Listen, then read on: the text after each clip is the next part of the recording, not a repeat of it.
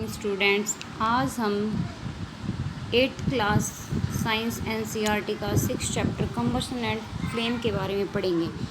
इस चैप्टर के अंदर देखो दो वर्ड यूज़ किए गए हैं, एक है कंबशन, दूसरा है फ्लेम। कंबशन क्या होता है? किसी भी ऑब्जेक्ट का जलना, जलने के ऑक्सीजन की प्रेजेंस में जब हम किसी ऑब्जेक्ट को जलाते हैं तो हीट जो है वो प्रोड्यूस होती है।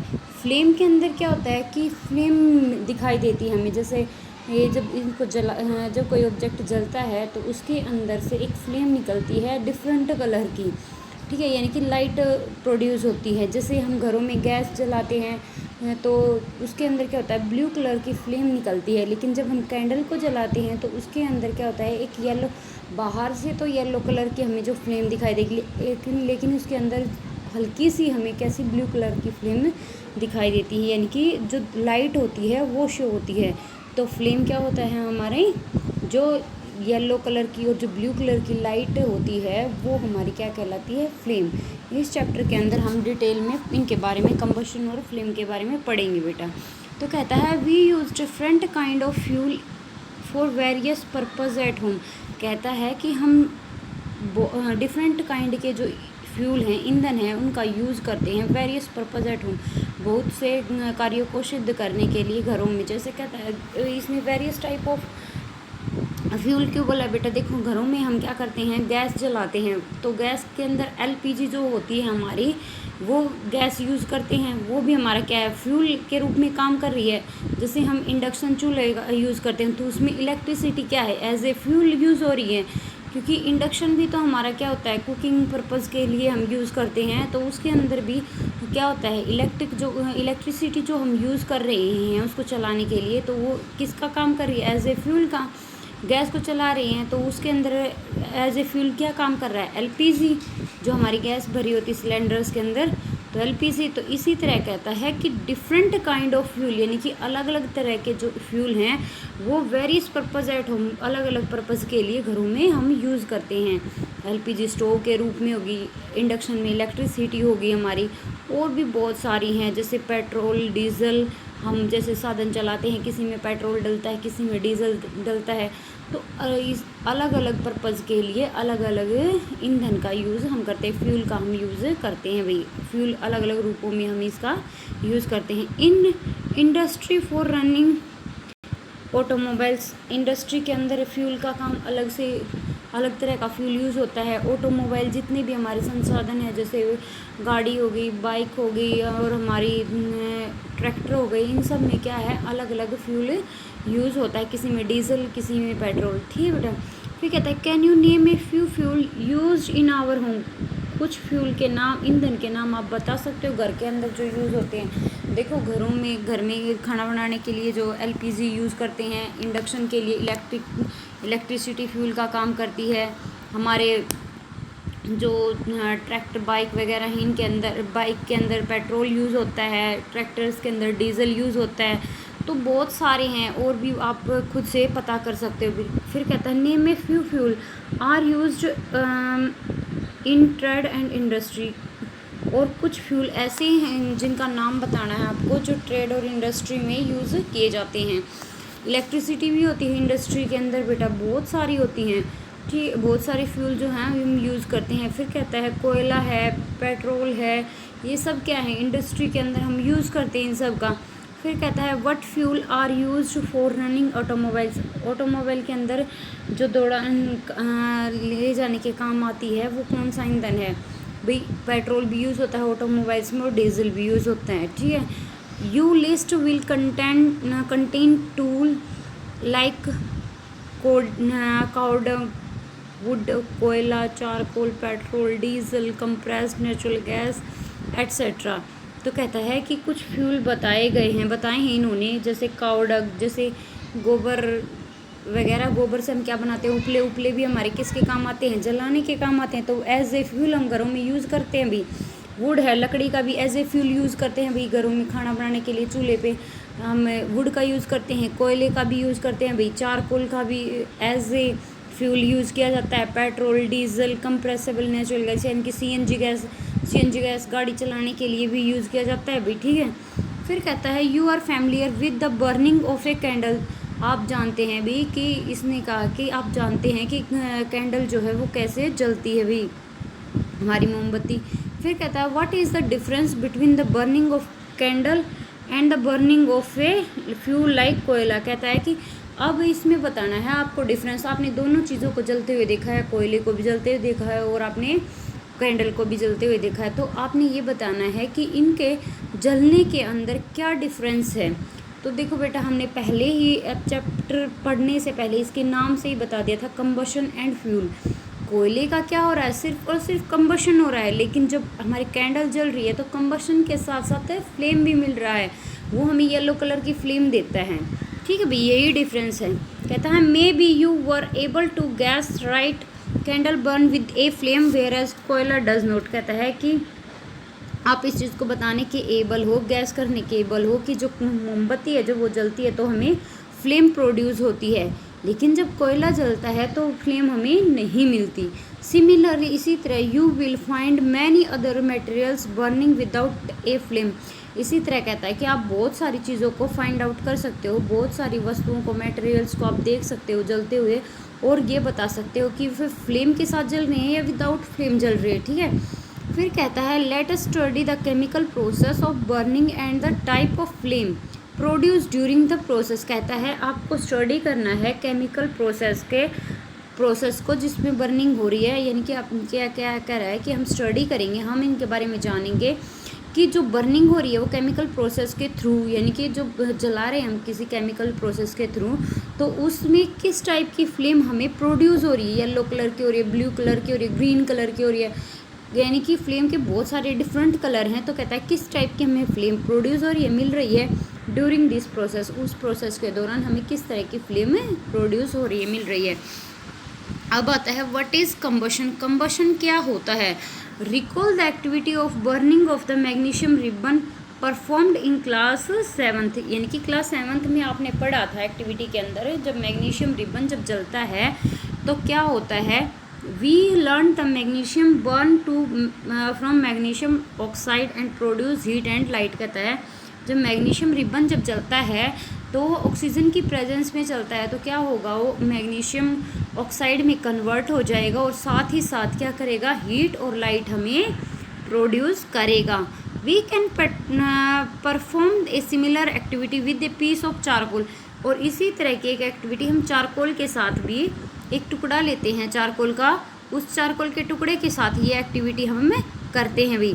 जब हम ये एक्टिविटी चारकोल के टुकड़े के साथ करेंगे तो कहता है hold the peace with a pair of tongue and burning it near the flame of a candle और ए बर्नर बुसेन बर्नर।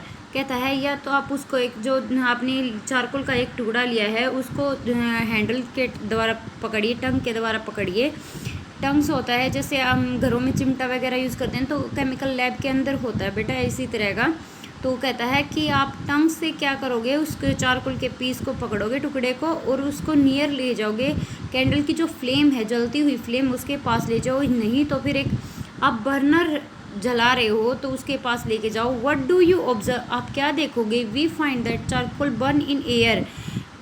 कहता है कि जो चारकोल है वो एयर की प्रेजेंस में जलना स्टार्ट हो जाएगा। We know the coal to burn in the air producing carbon dioxide heat and light. कहता है जब चारकोल जलता है एयर की प्रेजेंस में तो हम जानते हैं कि जब कोयल क्या मिलता है हमें, to now that coal to burn, जो कोयला है वो भी जलना शुरू हो जाता है एयर की प्रेजेंस में, और एयर के साथ मिलके वो क्या बना देता है, कार्बन डाइऑक्साइड। आपने पिछले चैप्टर में पढ़ा था कोयल एंड पेट्रोलियम के बारे में। जो कोयल होता हो उसमें मैक्सिमम अमाउंट में जो चीज़ उसके अंदर प्रेजेंट होती है वो हमारी क्या होती है, कार्बन। जब ऑक्सीजन के साथ मिलती है तो वो बना देती है हमारी कार्बन डाइऑक्साइड। जब इसको कोयल को हम एयर की प्रेजेंस में जब बर्न करते हैं तो कार्बन डाइऑक्साइड गैस निकलती है, प्लस में हीट और लाइट ये हमें प्रोड्यूस होती हैं। फिर कहता है जैसे इसने देखो ये दिखा दिया बर्निंग ऑफ मैग्नीशियम रिबन। जब मैग्नीशियम रिबन हमारा बर्न हो रहा है तो इसके अंदर वाइट कलर की जो है लाइट है, हमें वाइट लाइट जो है वो प्रोड्यूस हो रही है, वो दिखाई दे रही है बेटा। तो कहता है chemical process in which a substance react with oxygen to give off heat is called combustion. यानी कि वो केमिकल प्रोसेस जिसके अंदर कोई सब्सटेंस ऑक्सीजन के साथ रिएक्ट करके जलना स्टार्ट कर दे और हीट प्रोड्यूस करे, उसको हम क्या कहते हैं, कंबशन कहते हैं। The substance that undergo combustion is said to the combustible, कहते हैं कंबस्टेबल, यानी कि जो सब्सटेंस है वो कंबशन के साथ की प्रोसेस के अकॉर्डिंग उसको हम क्या कहेंगे, जो जल जाता है उसको हम क्या कहेंगे, कंबस्टेबल, यानी कि जो ऑक्सीजन की प्रेजेंस में अपने आप को बर्न करना स्टार्ट कर दे, यानी कि जलना शुरू कर दे कोई चीज़, वो हमारी क्या कहलाएगी, कंबस्टेबल। अगर जो नहीं जलती वो हमारी क्या होती हैं, non combustible. It is also called a fuel, इसको हम एक तरह का फ्यूल भी बोल सकते हैं। देखो बेटा, जो चीज़ जल जाएगी वो हीट प्रोड्यूस तो करेगी, हीट लाइट भी हल्की फुल्की लाइट प्रोड्यूस करेगी, कभी ज़्यादा प्रोड्यूस कर देती है। तो कहता है कि जब कोई वस्तु अपनी, इसको हम फ्यूल क्यों कहेंगे, क्योंकि जब कोई वस्तु कंबस्ट होती है, जलती है, तो वो क्या करती है, हीट प्रोड्यूस करती है। और हीट किस काम आती है, एज ए फ्यूल काम आती है हमारी। तो कहता है इसको हमें फ्यूल भी बोल सकते हैं। द फ्यूल में भी सॉलिड, लिक्विड और गैस। जो फ्यूल है हमारा वो सॉलिड फॉर्म में भी हो सकता है, लिक्विड फॉर्म में भी हो सकता है और गैसेस फॉर्म में भी हो सकता है। सॉलिड में फॉर्म में देखो बेटा, एक एक एग्जांपल लेके चलते हैं। सॉलिड में जैसे हम वुड को जला रहे हैं, कोल को जला रहे हैं, ये सब क्या है, सॉलिड हैं।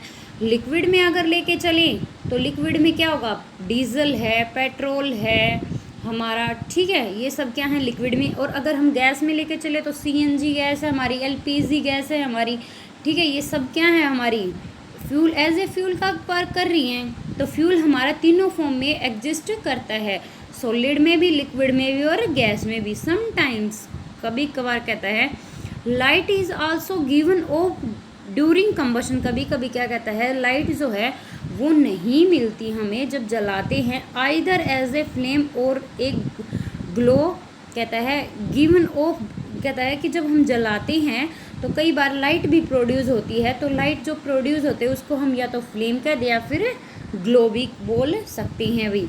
फिर कहता है in the reaction mention about magnesium and charcoal are combustible substance, कहता है कि इसके अंदर जो मैग्नीशियम है और चारकोल जो है, इसको हमने किस में एग्जिस्ट किया है, किस में बताया गया है कि ये कंबस्टेबल सब्सटेंस है। क्योंकि ये क्या होता है बेटा, जब चारकोल को जलाते हैं तो हीट और लाइट प्रोड्यूस होती है। ऐसे ही जब हम मैग्नीशियम को जलाते हैं तो इसके अंदर भी हीट प्लस क्या होता है, लाइट प्रोड्यूस होती है। तो ये भी क्या है, इन जो जिसके अंदर हीट प्रोड्यूस होगी जलाते वक्त और लाइट प्रोड्यूस होगी, वो हमारा कंबस्टेबल सब्सटेंस होगा, ठीक है। फिर बूझो के माइंड में क्या आता है कि बूझो चाहता है, we were told that food is a fuel for our body. इसने एक क्वेश्चन किया है, जो बूझो है हमारा, उसने क्या पूछा है कि जो हम खाना खा रहे हैं वो भी हमारे शरीर में किसका काम करता है, हमारे फ्यूल का काम करता है भी हमारी बॉडी में, राइट करता है। क्योंकि जब हम भोजन लेते हैं तो उसको हमारी बॉडी के अंदर जब उसका डाइजेशन होता है तो फूड के किस में, विटामिन्स में, मिनरल्स में, और इनके अंदर टूटता चला जाता है, किसकी प्रेजेंस में, ऑक्सीजन की प्रेजेंस में टूटता है। फिर इस जब क्या होता है, जब ग्लूकोज टूटता है तो किसकी फॉर्म में निकलता है, वो कार्बन डाइऑक्साइड की फॉर्म में, हीट की फॉर्म में, एटीपी की फॉर्म में। और एटीपी की फॉर्म में इसको हमारी बॉडी को जो है बहुत सारी एनर्जी मिलती है। यानी कि एटीपी एक हमारी करेंसी लगा लो बेटा, क्योंकि एटीपी हमारी बॉडी के अंदर एक करेंसी के रूप में होती है, एनर्जी को स्टोर करती है और हमारे डिफरेंट पार्ट को वो डिस्ट्रीब्यूट करती है। तो क्या है कि हमारे डाइजेशन के अंदर भी हीट एनर्जी, मतलब हीट प्रोड्यूस होती है, जो हमारी बॉडी को क्या करती है, वर्क करने के लिए एनर्जी देती है, जो हम अलग अलग सिचुएशंस में काम करते हैं, चलने के लिए, बैठने के लिए, खाने के लिए, पढ़ने के लिए, इन सब प्रोसेस के अंदर हमें एनर्जी का यूटिलाइज करते हैं भी। फिर इसके बाद पहेली कहती है, rightly so in our body food is broken down by the reaction with oxygen and heat is produce, we learn that in class 7th।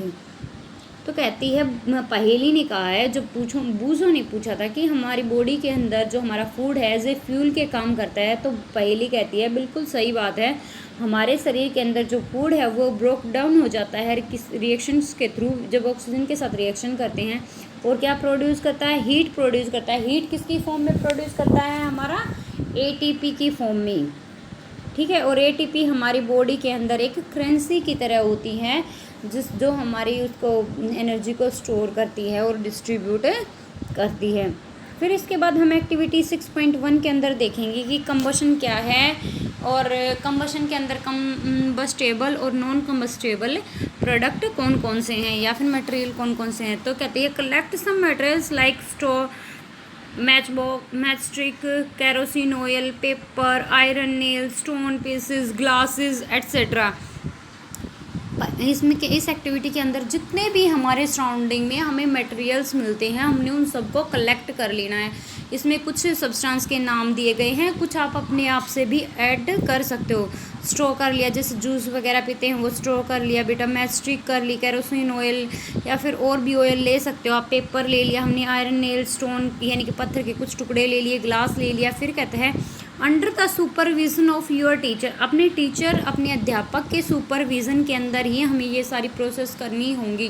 क्योंकि देखो जब भी हम जलने का कार्य करते हैं तो हम देखो आप 7th क्लास के बच्चे हो, इतने बड़े नहीं हो कि आप अपना पूरी तरह से ख्याल रख सको। तो कहता है इसीलिए इसने बोला है कि टीचर के सुपरविज़न में आपको ये प्रोसेस करनी है, ताकि आपको हार्मफुल, आपका हाथ बर्न ना हो, आपको कोई चोट ना लगे। तो कहता है try to burn each of these materials, और फिर क्या करना है, आपने कोशिश करनी है उन सभी वस्तुओं को एक एक करके जलाने की, 1 by 1 एक एक करके जलाने की। If combustion take place mark the material, यदि उसके अंदर कंबशन होना स्टार्ट हो जाता है यानी वो जलना शुरू कर देता है, तो क्या है वो मटेरियल को मार्क कर दीजिए, वो क्या होगा हमारा कंबस्टेबल मटेरियल कहलाएगा।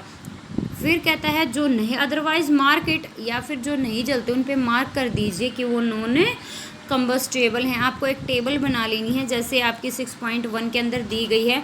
यहाँ पे मटेरियल्स का नाम लिखना है, जो जल जाते हैं वो कंबस्टेबल हैं, जो नहीं जलते वो नॉन कंबस्टेबल हैं। जैसे इसके अंदर वुड दिया गया है, वुड क्या है हमारी लकड़ी जल जाती है तो ये क्या है कंबस्टेबल।